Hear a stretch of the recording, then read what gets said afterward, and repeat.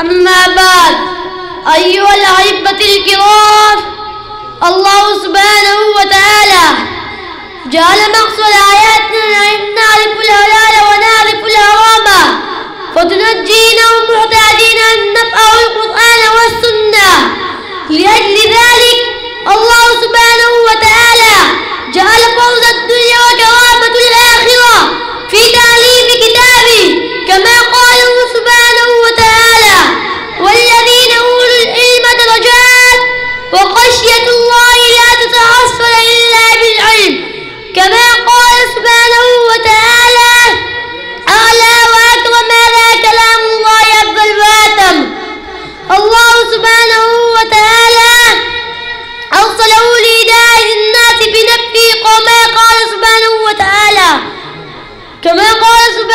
وتعالى وهذا كتاب أنزلناه مبارك ومن جاء به من جانب الرب وأكرم الملائكة.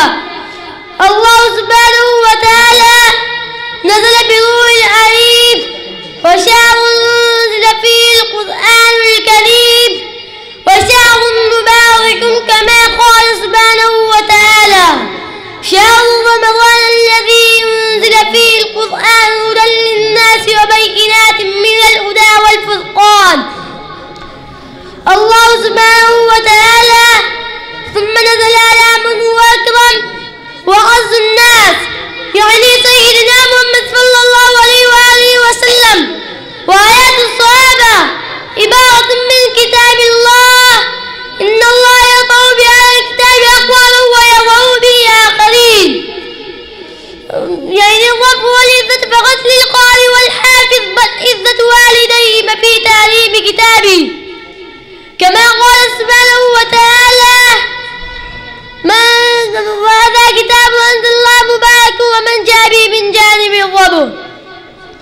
من قرأ القرآن وعمل بما فيه يلبس تاجه يوم القيامة، وهو أحسن من ضوء الشمس في بيوت الدنيا لو كانت فيكم، فما ظنكم الذي عمل بها في هذا.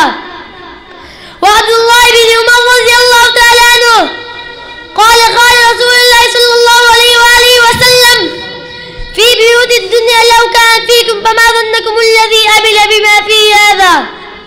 وعبد الله بن عمر رضي الله تعالى عنه عن النبي صلى الله عليه وآله وسلم قال: يقال لصاحب القرآن: اقرأ وابتغي ورتل كما كنت ترتل، فإن منزلك عند آيات تقرأوها.